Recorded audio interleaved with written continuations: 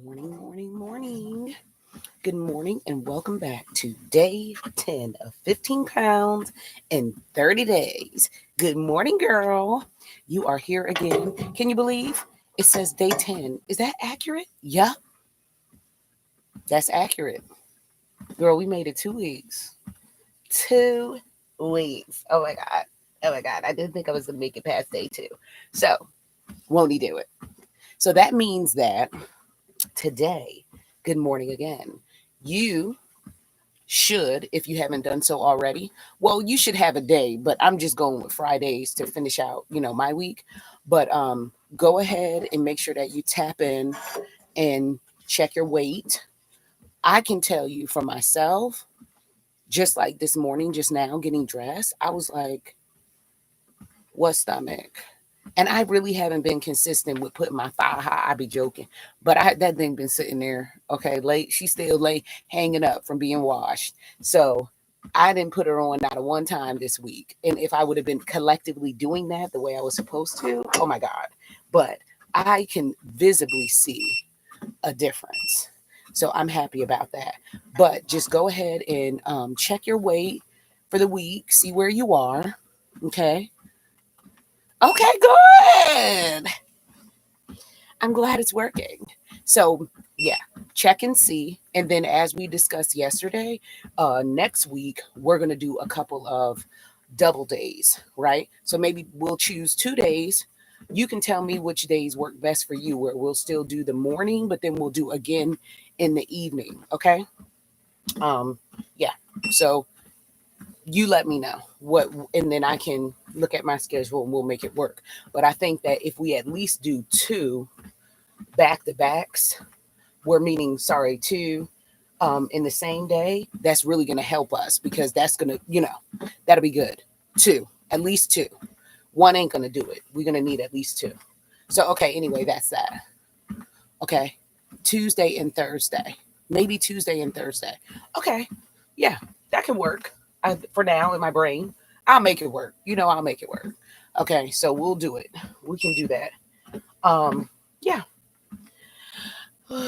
Happy Friday. Thank you, Lord. Brought us through another week. We're still here. Okay, so when we left off last night, look, right, look, getting into let me get into my book voice, okay? So when the story ended last night, Gemma had just went into Dr. Ezekiel Green's room. So she used the key, unbeknownst to her friends who are drunk and on drugs, knocked out in their hotel room on the 15th floor in the W. So she is now on floor 22 and she has went into Dr. Green's room. That is where we left off, okay? For those of us who've been listening, we're not about to give the whole backstory because we probably haven't been able to get no sleep, or we might have had a dream about Dr. Ezekiel Green last night. So we want to get to the story, within the first 5 minutes, okay? And I'm doing a little walk, just basic walk right now, but once we hit that 5 minute mark, I'm gonna just go straight in and take it up high. I think to at least a 3.6, and I'm gonna try to stay on that um, um, for the most part. Okay, what I'm doing. Okay. Okay. Now we're getting back into somebody's wife. I tensely croaked. I swallowed hard, praying my lungs would reappear. I don't know what I'm doing, I whispered, lowering my eyes to watch my fingers fondle the key card. But yet, here you are, Ezekiel throatily murmured, his gaze continuing to penetrate me. His smile was mellow and provocative, slowly diminishing my apprehension. Lost my straw. Come, he requested, patting his hand against the love seat cushion. He reached behind him, flipping on the floor lamp to guide my path. I obliged, desiring to run across the room, but opted to casually narrow our distance instead, perching on the edge of the couch. I laid his key on the table in front of me before glancing around the room. Another pair of Nike shorts and a matching t-shirt were draped across the chair, with colorful Air Maxes positioned beside it. I slightly giggled at the thought of him laying his clothes out as if preparing for the first day of school. I directed my gaze to him, taking a gander at the intricacies of the arm tattoo that enticed me earlier. The mirage paying homage to New York was beautiful. He was beautiful. I had to immediately look away before I reached out and touched him, opting to eye the book still resting on his chest instead. The Fire Next Time by James Baldwin, I said, lifting a curious brow. That's pretty heavy reading for a Friday night. Ezekiel laughed, bending his muscular leg to sit upright. He stood but didn't respond, closing the book, then taking a few steps to secure it in his black Louis Vuitton backpack before walking towards the minibar. He motioned to the refrigerator, questioning, "Would you like a drink?" I shook my head. Those minibar prices are ridiculous, and don't let the pretty display fool you. If you pick up the water bottle for more than 30 seconds, they will charge you $15, I jokingly warned. Well, this one is on the university's time. Business, remember? He winked. Ezekiel retrieved a small bottle of Knob Creek and poured it over a few cubes of ice. His swag was so damn intriguing. It wasn't arrogance, just pure confidence. Let's drink it all. The bold, bow-legged sway of his saunter was clearly making room for the length that was responsible for the impressive imprint against his shorts. Don't inhale, don't inhale, don't inhale. I appealed to myself, but my dumbass took a deep whiff of him anyway. Dial soap and Creed cologne infiltrated my senses and soaked my damn pussy. I co-teach a summer-intensive critical race theory class at NYU. He motioned his head to his backpack, referring to the book. My lecture is tomorrow night, so I was just making note of a few things. Huh? I shuddered, his baritone disrupting my cologne-induced daze as his words registered. Oh, Ezekiel, I'm so sorry. I didn't mean to disturb your work. I shouldn't have come. I'll go. I quickly rose, feeling like a foolish woman, Girl, he was but was asleep. pulled back down to the couch just as briskly. No, please stay. His tone was low, firm, pleading. He maintained a gentle hold on my wrist as his hypnotic gaze traveled down my body until I was seated. Those imposing hands held magic potions, casting a spell on me. I audibly huffed. What am I doing here, Dr. Green? Continuing a perfect night, Dr. Holliday. Something that is or is not happening in your world brought you here. He conferred. A lustful smile dressed his face. You're not doing anything wrong, Gemma, he confidently declared. Why did everyone keep saying that when everything about this was so wrong, but felt so damn right, and daring and uncharacteristic? I was pretty and perfect Gemma, who had already bankrupted her allotment of mistakes years ago when I got pregnant. So irresponsible behavior was not acceptable. But nothing about this, whatever the hell it was, felt rash. Even after only hours in his presence. Ezekiel glided the back of his hand down the side of my face, then cupped my chin. You did good, Gemma. Didn't think or hesitate. You followed your instinct. His eyes, that gaze, his caress, that dick, shit. I was convinced he was performing voodoo. I've never had a one-night stand. I blurted like an airhead, but my assertion was earnest. Girl. Neither have I. He nibbled at his plump bottom lip with those gleaming white teeth. It sounds to me like Dr. Holliday thinks I'm a fuckboy in these streets or something.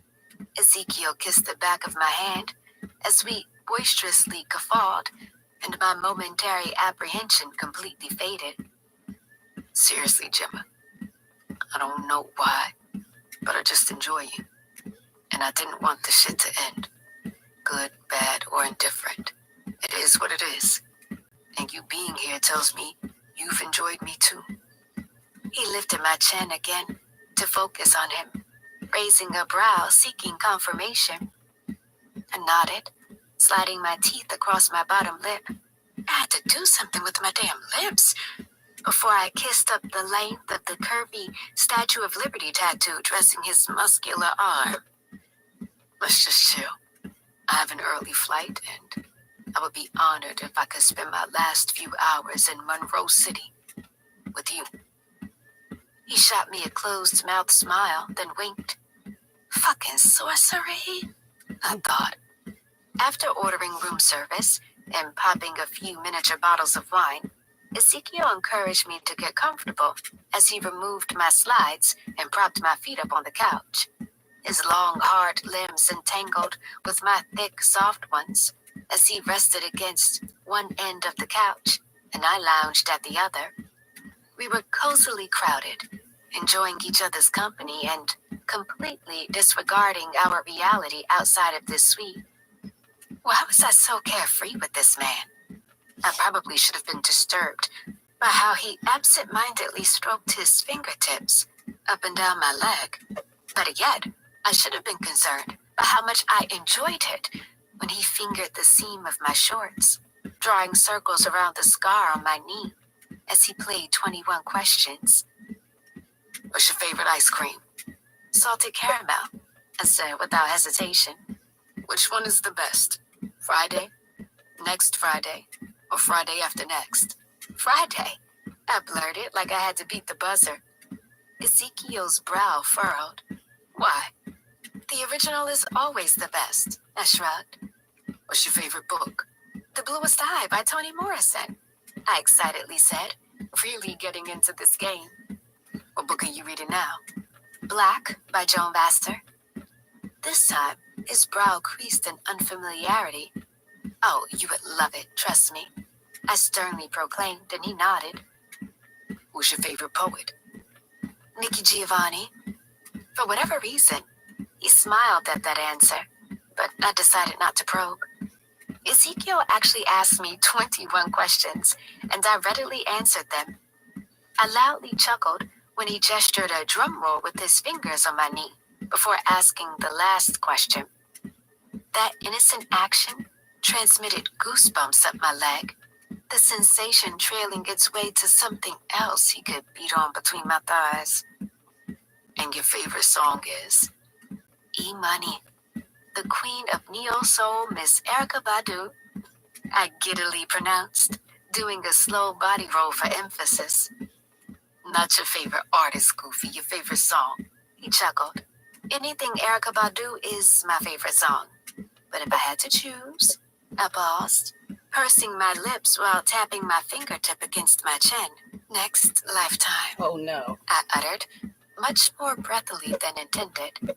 Oh. Our orbs frolicked in an inquisitive glare, synchronously processing the lyrics, but elected not to breathe life into the unspoken sentiments. The tender-hearted queries volleyed between us all night. No subject was off limits. Race, music, social justice issues, literary geniuses, you name it. Ezekiel's aimless strokes against my flesh became faint as I fought the heaviness of my eyelids.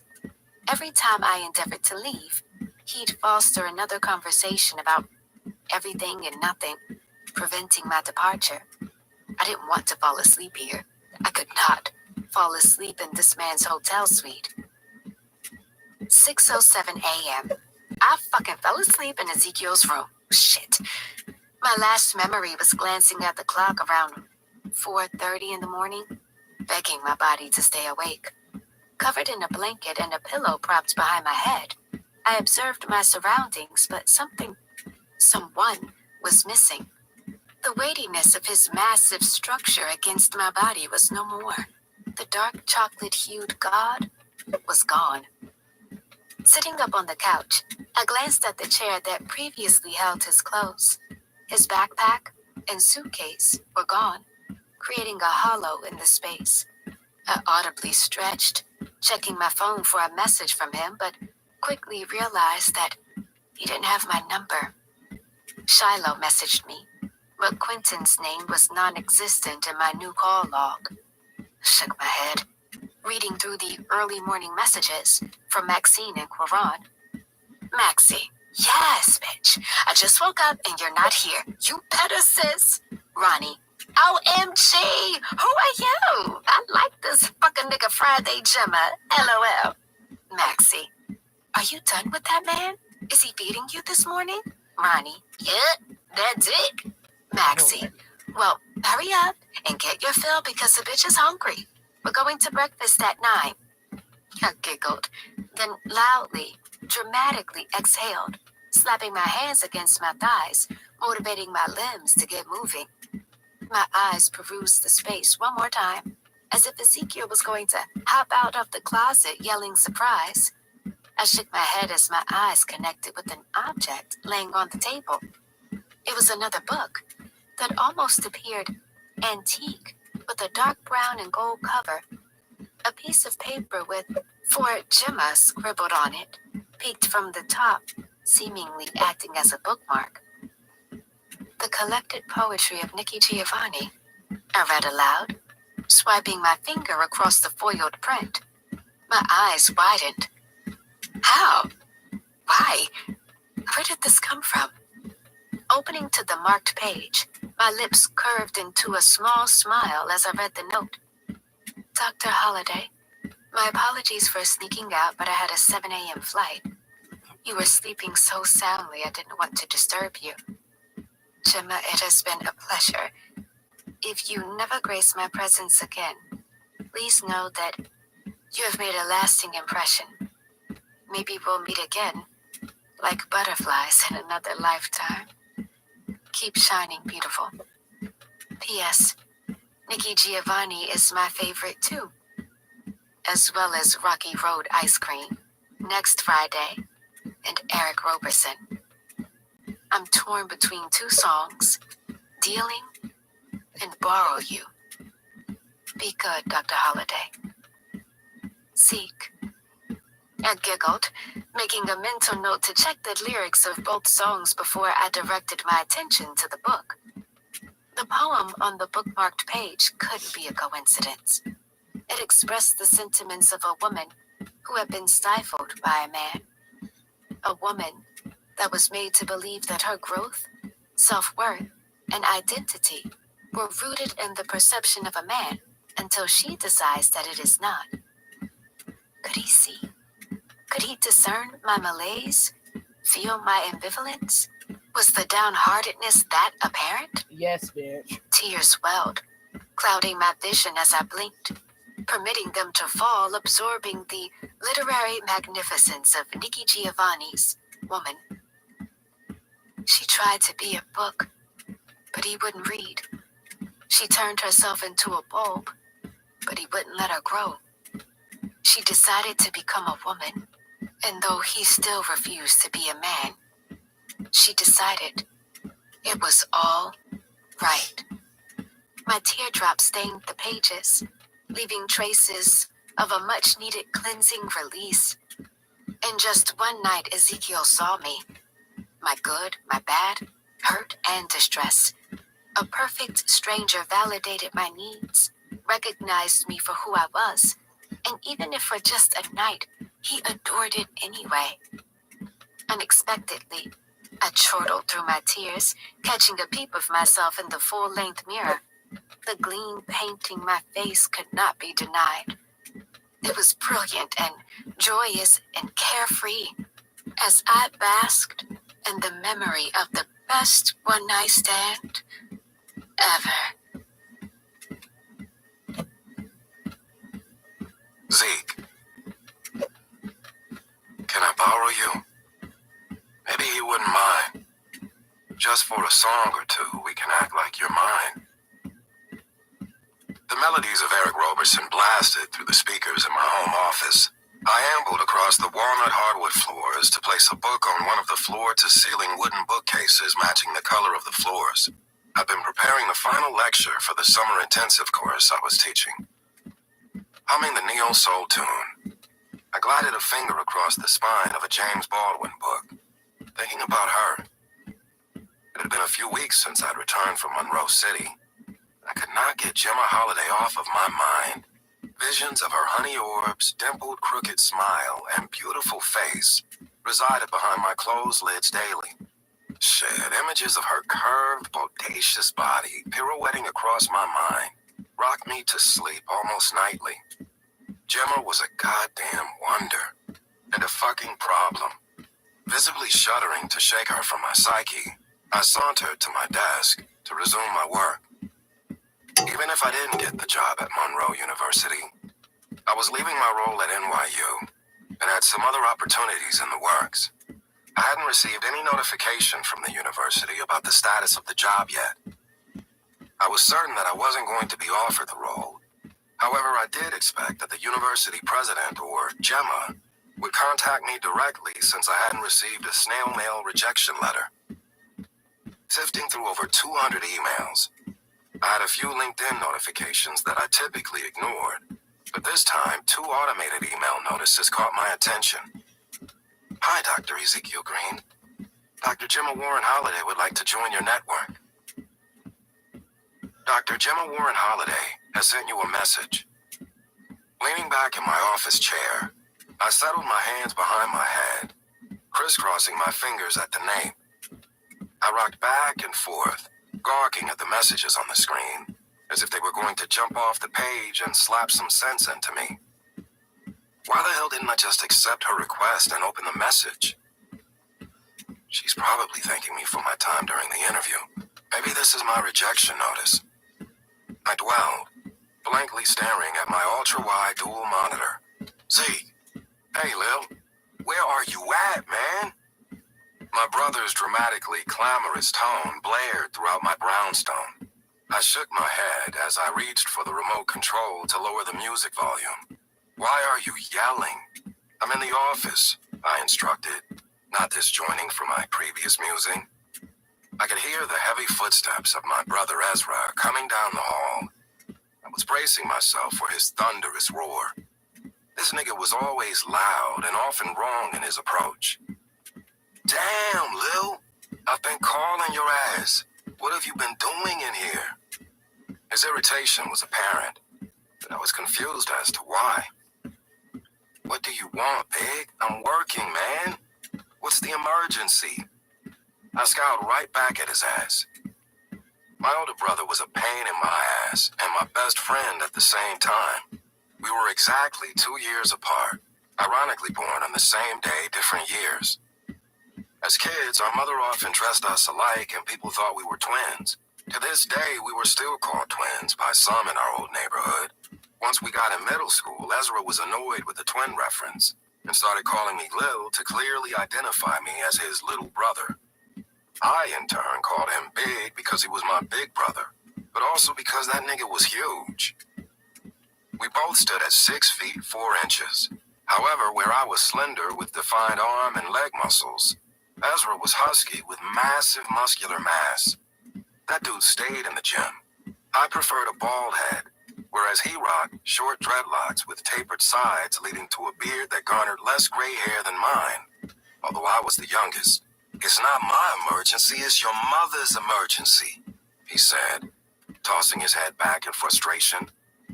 I told your mother that I would bring her the cashew brittle when my schedule was clear, I explained. Well, I guess your ass wasn't moving fast enough for Vesta Livingston Green, Ezra quipped, as we collectively chuckled. Our mother, Vesta, was a 70-year-old retired high school principal who wanted what she wanted when she wanted it. I spotted some of her favorite candy at the See's Candy Store in the airport in St. Louis, and since then she'd been worrying me to death about bringing that damn cashew brittle to her house. So now she was sending my brother after me. She doesn't need that shit anyway, I chortled. But her baby boy bought it for her anyway, Ezra teased. What are you working on, Dr. Green? He asked, meandering around my desk. I abruptly sat up, vainly attempted to clear the LinkedIn notification from my screen, but it was too late. Nah, nigga, I see what you're doing. Are you stalking that woman, Lil? That married woman? Ezra emphasized. Man, get the fuck out of here. No, I am not stalking her. She sent me a LinkedIn message, I boasted. Then what's the problem? You can't get in too much trouble on LinkedIn. He lifted his brows in question. I settled in an extended pause, contemplating what exactly was the problem. This is how it starts, Big. First, a professional connection on social media. The next thing you know, I'm hopping in her DMs trying to fly her pretty ass to Brooklyn for black truffle pizza. I practically whined, rubbing a hand down my beard. Ezra gave me a blank stare because he knew I didn't share my favorite food with just anybody. Wordless, he reached over my shoulder to click the message button on the touchscreen monitor. An icon of Gemma's picture popped on the screen. I'd only seen her with braids, so to see the picture with her natural hair kissing her shoulders was gorgeous.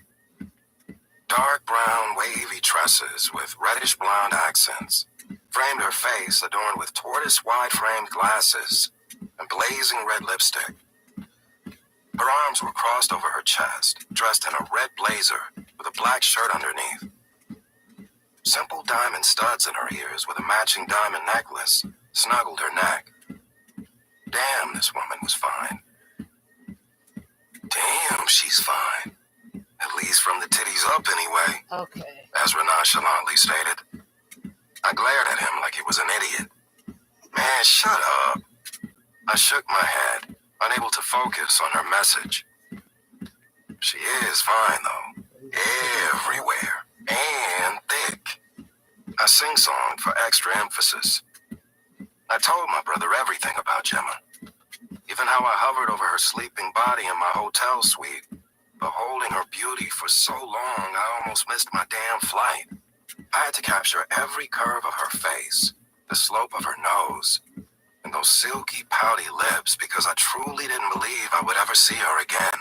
My dumbass even mentioned to him how I wrote her a note that I left with the Nikki Giovanni book. It was sheer coincidence that I had a book of poems by our favorite poet with me on that trip. What does the message say? Ezra was asking, but he could see the message over my shoulder. Hello, Dr. Green. It was a pleasure to meet you.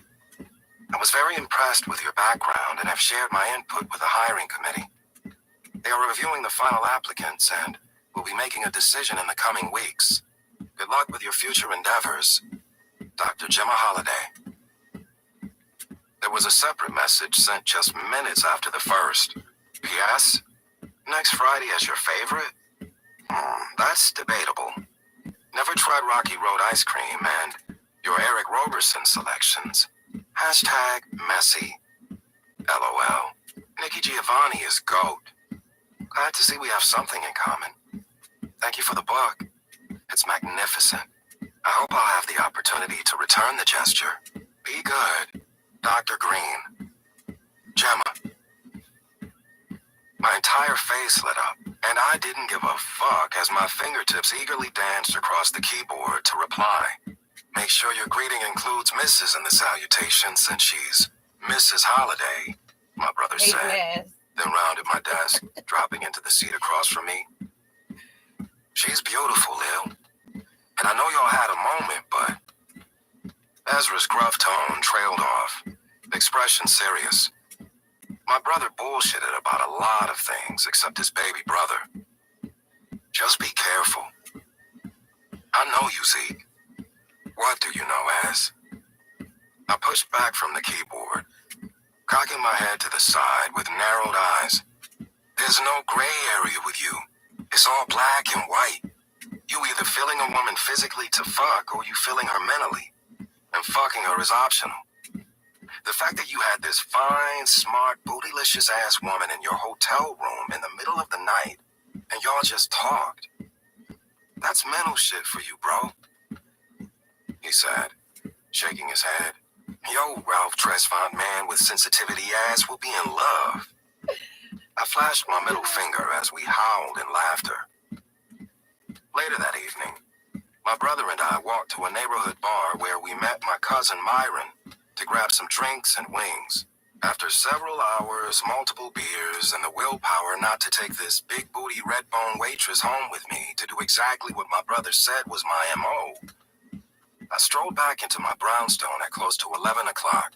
I showered and collapsed in bed with a book and my iPad. I tried reading, journaling. Shit, my ass even played words with friends with some random people online. But I couldn't keep my mind off of her LinkedIn. I accepted her connection invitation, but didn't respond to the message. I wanted to respond. I needed to respond, even if it was just to say hello and thank you. I blankly stared at a painting on my wall, while my head rested on the headboard with one leg hanging off of the mattress. Gemma Holiday had me shook. Deciding to navigate away from LinkedIn and peruse my other social media pages, recommendations for who I should follow popped in my Instagram notifications. Among the list of miniature icons was a slightly familiar face with the name Jules Penn. The image was a caricature of an image, so I squinted to ensure it was actually her. And it was. And she was stunning.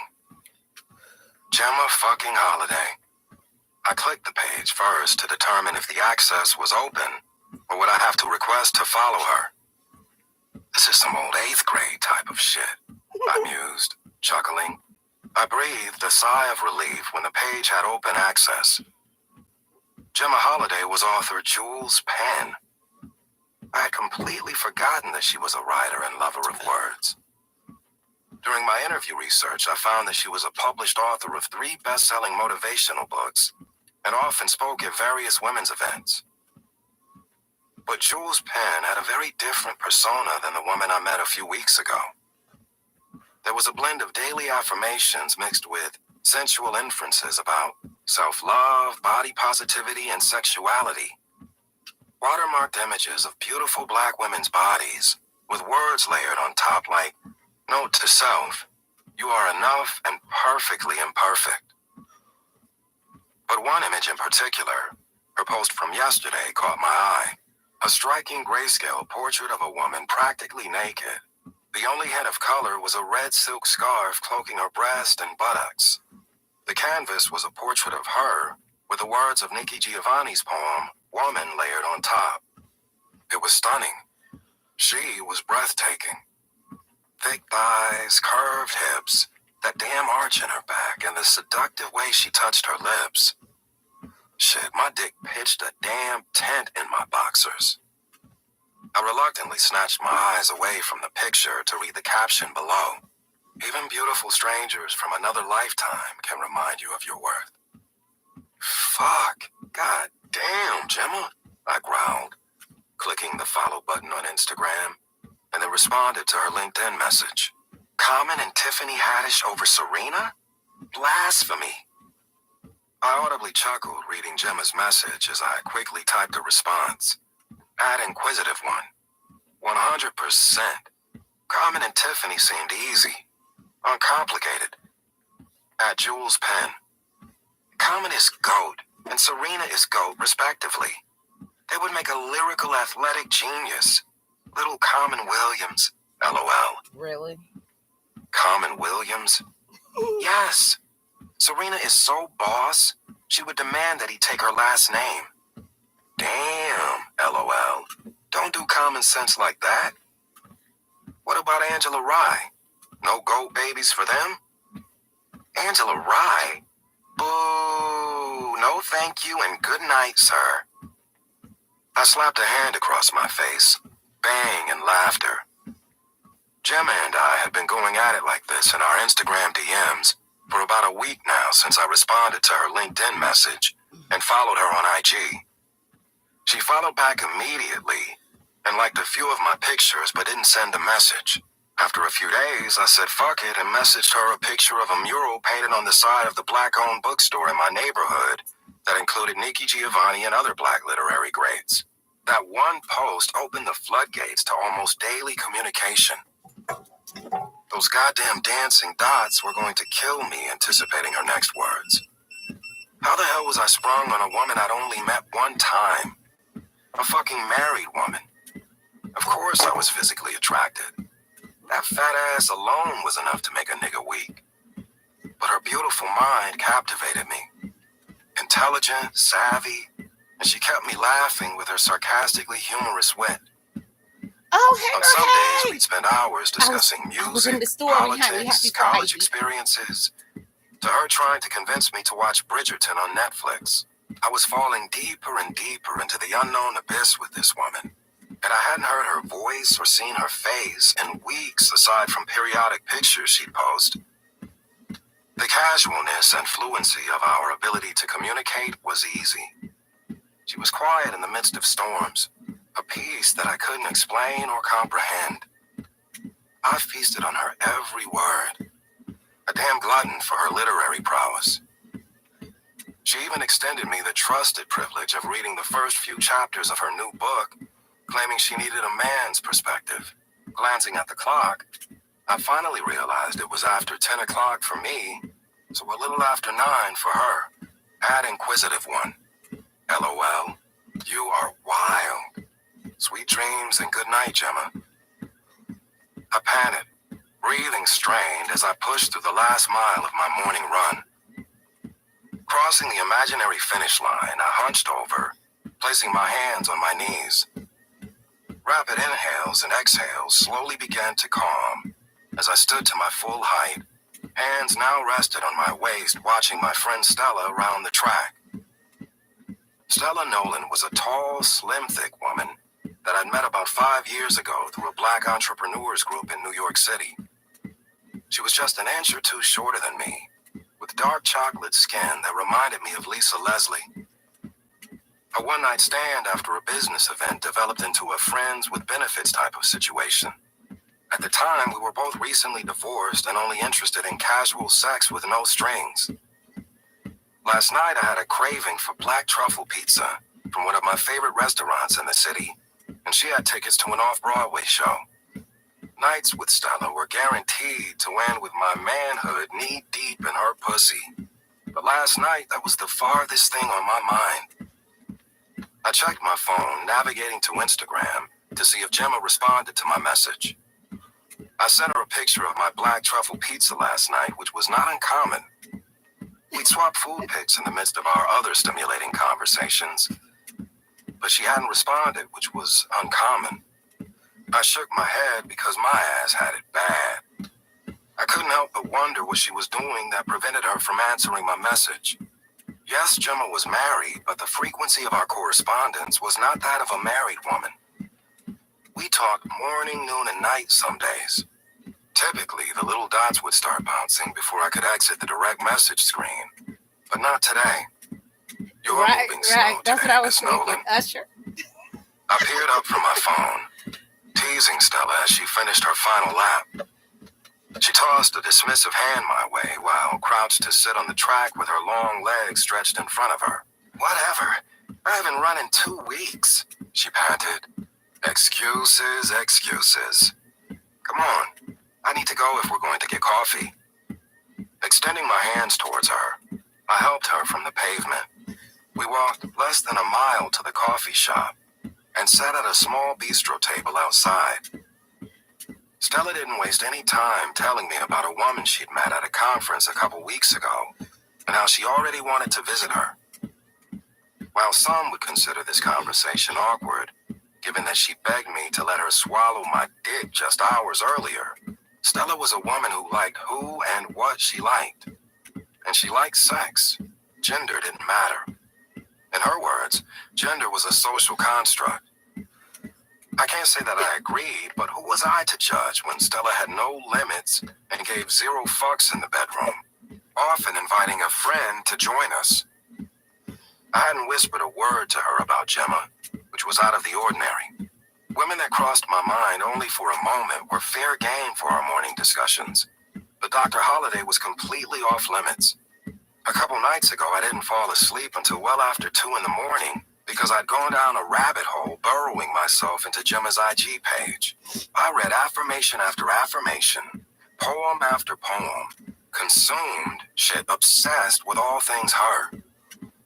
After spending time with the fascinating woman in my hotel suite, scouring her page and reading her books, in my opinion, Jules Penn was the true, authentic Gemma, not the robotic, sometimes lifeless Dr. Gemma Holliday.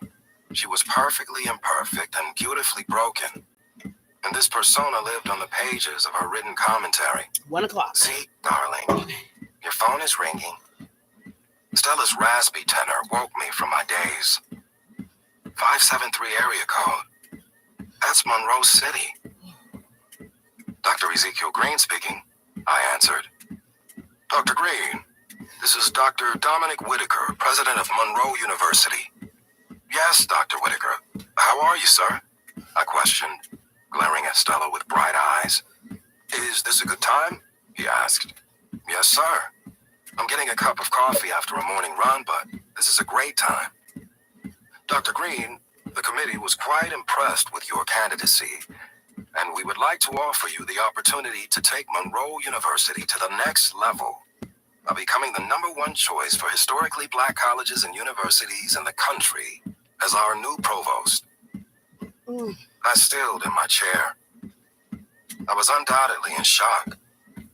Excited and shocked. Did he really just offer me the provost role at an HBCU, fulfilling my deferred dream?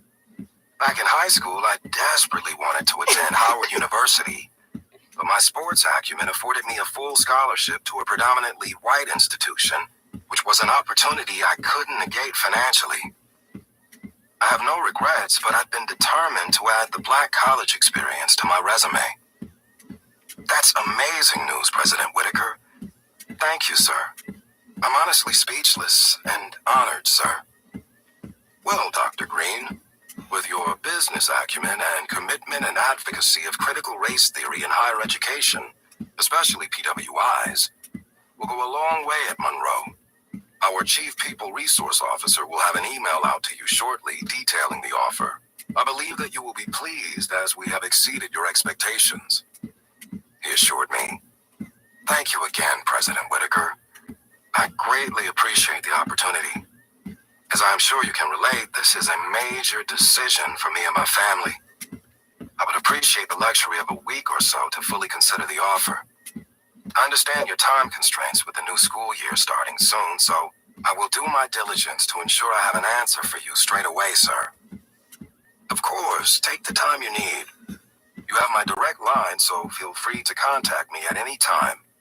If you decide to become a Monroe University Jaguar, which I believe you will, I would like to host a dinner with my senior administrative staff sooner than later to get them acclimated to the change. Our previous provost is beloved by many, so the sensitive nature of the change management strategy is critical. I completely understand, President Whitaker. If I accept the opportunity, I am well aware of the shoes I will have to fill. We ended the call with various salutations as I sat placid, awe-stricken. You got the job, Stella said with a hint of sadness lacing her voice. I got the job. Gemma. He got the job. I breathlessly huffed as I read the email President Whitaker distributed to the staff while I was on vacation. Who got a job? Shiloh asked, perched next to me on the airplane. We were returning from our annual family trip in Cabo, where we owned a timeshare property. My parents, Mr. and Mrs. Holliday, Karan, Shiloh, Quentin, and I, spent a week in paradise. It was the perfect opportunity for me to wind down before the start of another hectic school year. It also gave me an opportunity to work on my latest untitled book. The new provost was announced. I said, still distracted by my trance. I probably read the words 20 times. I am happy to announce Dr. Ezekiel Green Jr. as the new provost of Monroe University. Is it the woman you wanted, Dr. Brewer?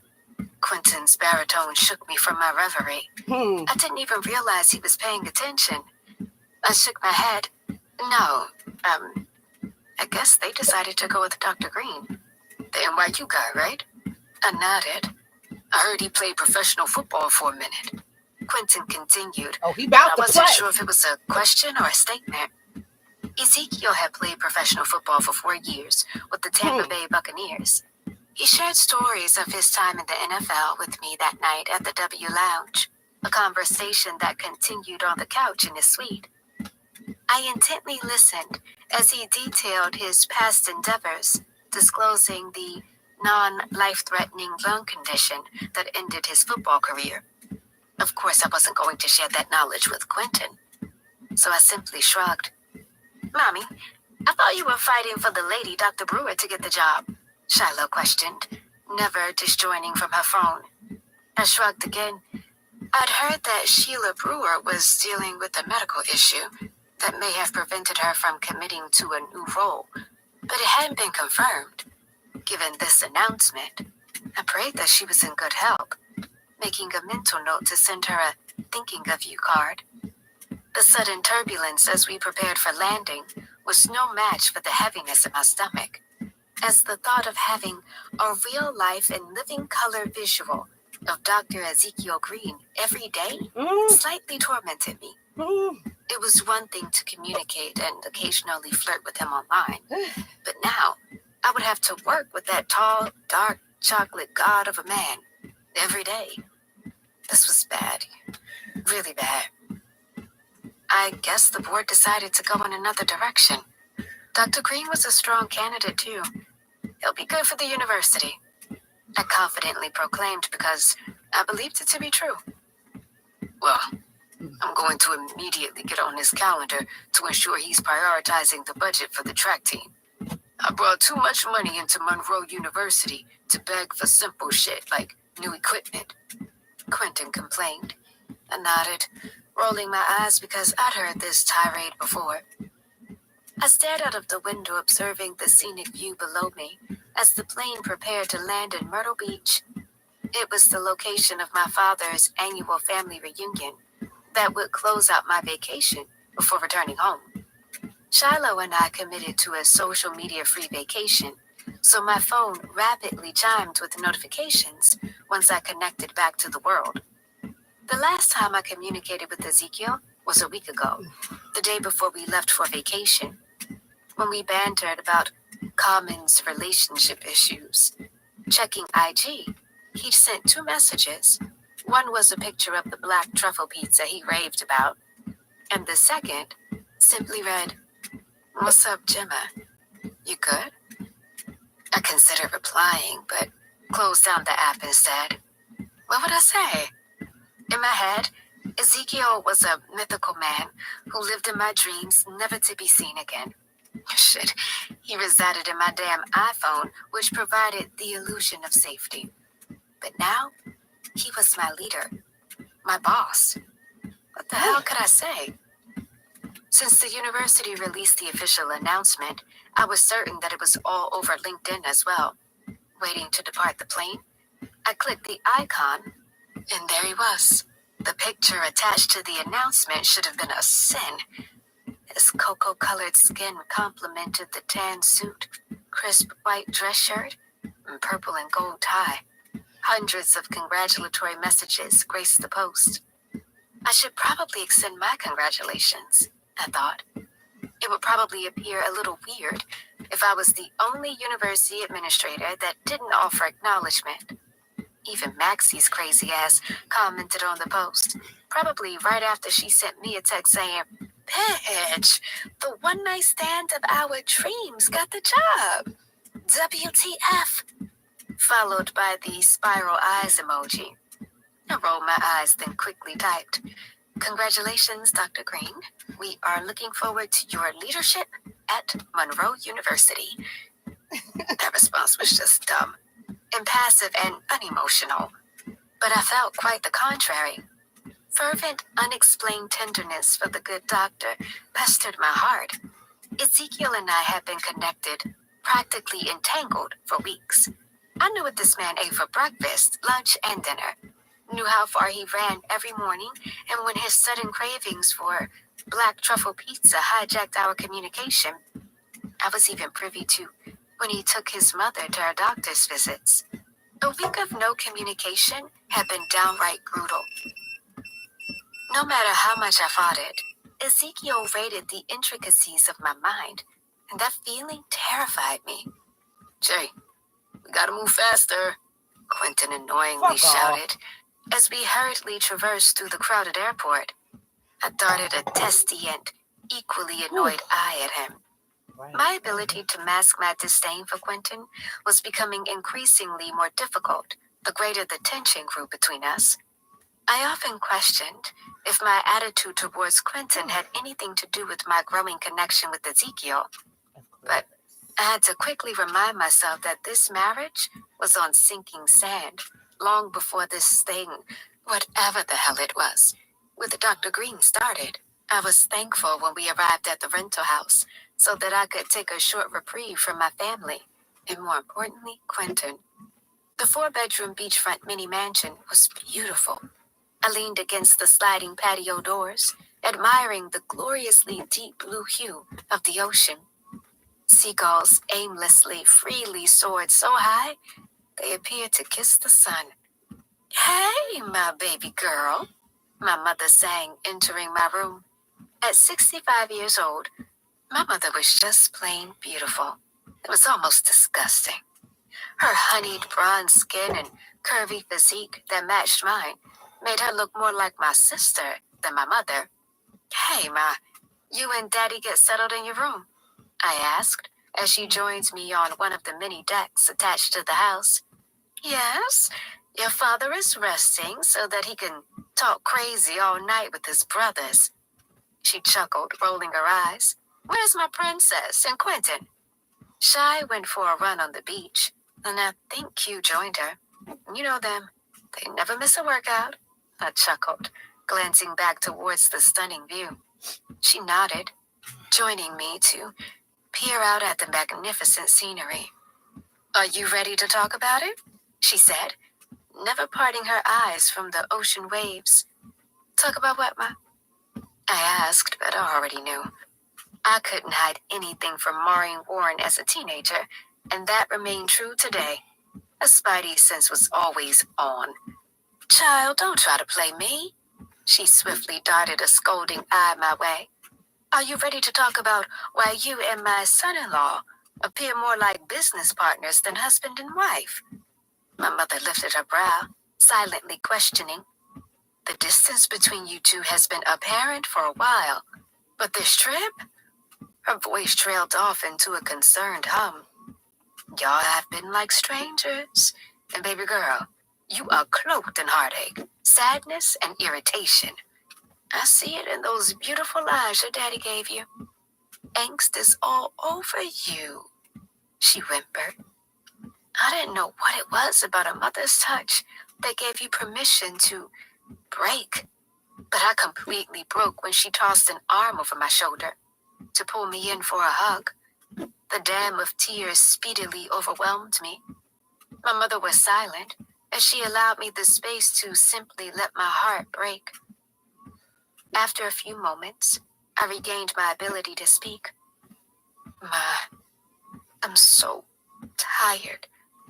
Me and Quentin, it's not what it used to be. I don't know him anymore. The man you see now is like a stranger to me. My Q, the man I thought was the love of my life, is no more. He's gone. We don't talk. We don't kiss. We just don't. If I'm being honest, he doesn't want me. The passion we once had has expired." I vacantly shrugged. Things change. People change. The needs of a 20-year-old are starkly different from the desires of a 40-year-old. So the question is, do you want him, Gemma? My mother pursed her lips, with squinted eyes awaiting a response. I glared at her for a long minute. She loved Quentin like a son she birthed, so I had to navigate the situation carefully. I'd already mourned my severed relationship, but this grief would be new for my mother, my entire family. "Be honest, my love," she encouraged, squeezing my hand tight. "No," I I whispered. I don't want them. I haven't. Okay. We only got 5 minutes left. So we're going to stop it there. Let me give you the check-in. 321 calories. 55 minutes, 20 seconds. I'm currently on a 2. 2.8 miles. Okay. So, for the other lady in the house, oh, look at my hair is getting stuck to this pen. So you did hear them say, well, the sister-in-law said that one night stand of our dreams. Let's clarify. She did end up going back to his room around 2 in the morning, whatever, while her friends were asleep at the W Hotel. We're catching you up. But she never slept with him. So we just want to clarify that, because you heard that and you probably thought that something happened. They have never physically been together. Okay, sis? Just so we can frame that. Okay, now we have decided, all 50,000 of us in the group, right? Not yet. Okay, well, I'm not going to give it away. You'd be shocked. Okay.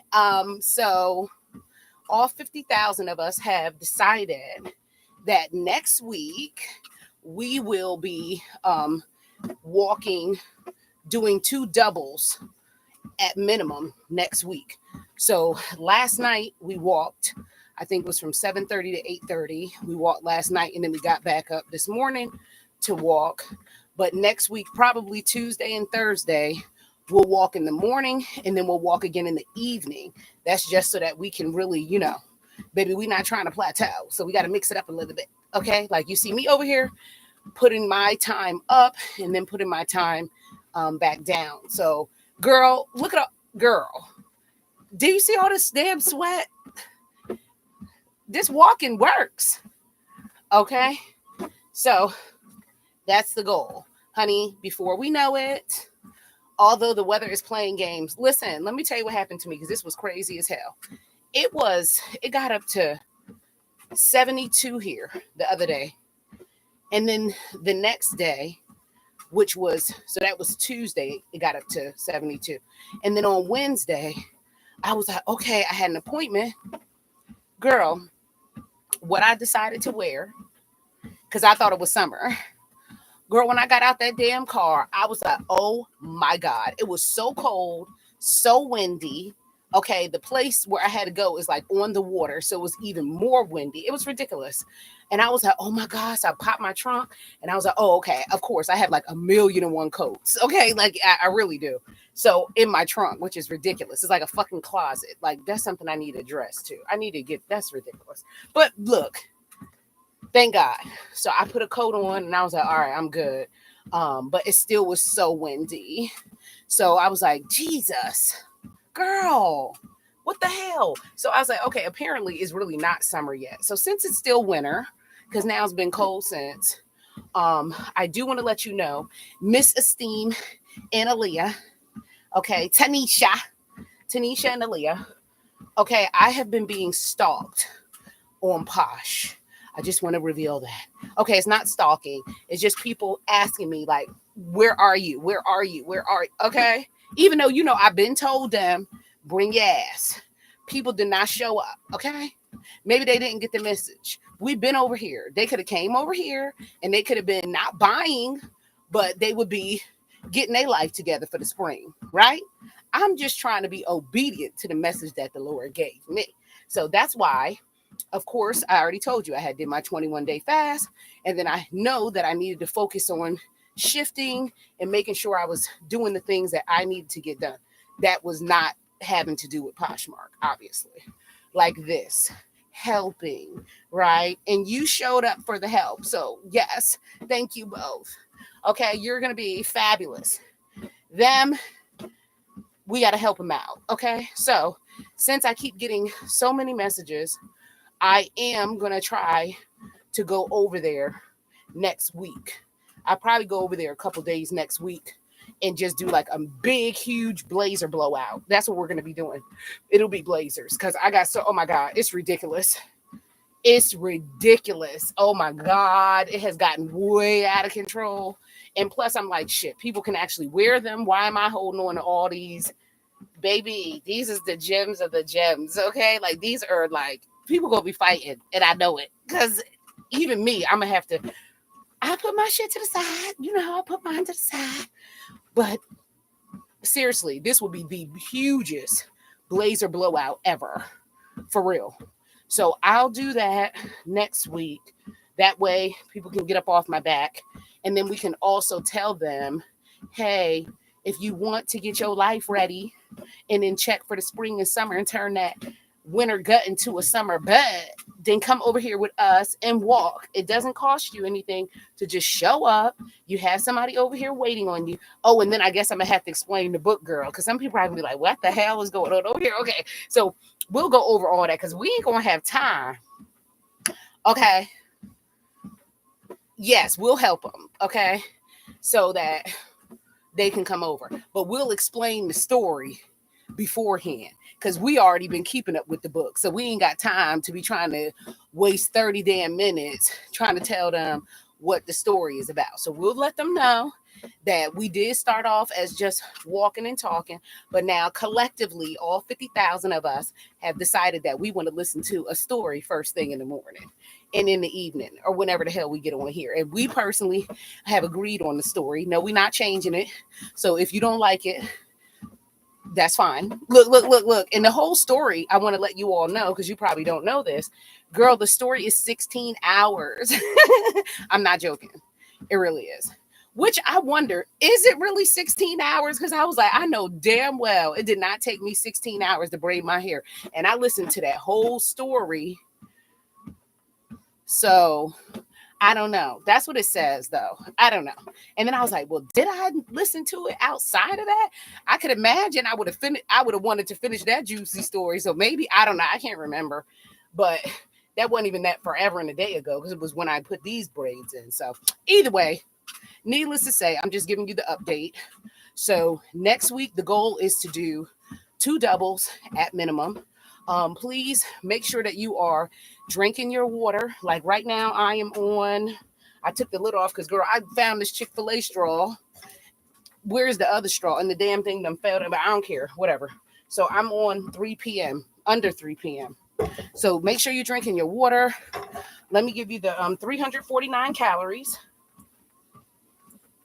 62 minutes, well, 63 minutes, 63 now. And what do we do for distance? Come on today. Thank you, God. 3.1 miles. And that's really been my goal, is to at least make sure we're getting to 3 miles. So, you know. Okay. Ooh, girl, what you had typed in, you took it back off. Was it something spicy? I don't know. Okay. Because it said that you took your message back. So what you was saying over there, ain't no telling. Aaliyah, what she have out? Look at me, all of the business. Okay, so you guys, it is Friday. Of course, you know, I'm not coming over here on the weekend, but I thank you. Okay, well, ma'am, congrats on that. But I'm gonna need you to get it up there. We need to be at least 3 and up, okay? And I'm just letting you know, I've told y'all that before, that seriously, I am that bitch that if I'm her, if you want to work out, thank God we just on this walker, because if we in the gym, I have had people start throwing up and leave, and they never don't come back again, which is fine, because look, I didn't beg you to come work out, okay?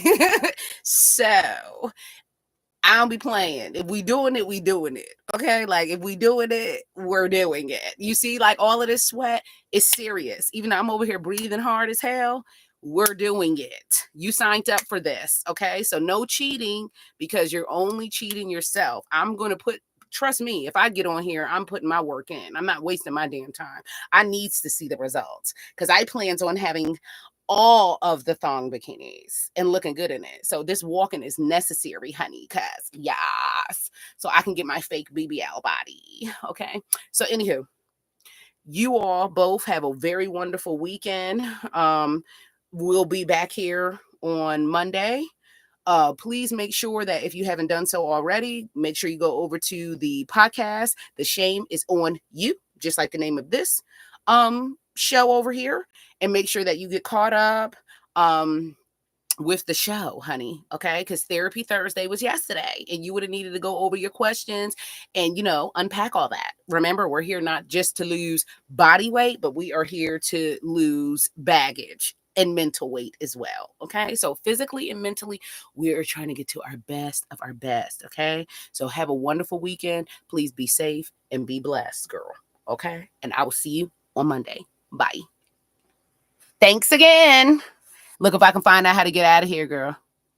Yes, have a wonderful weekend. Okay, bye.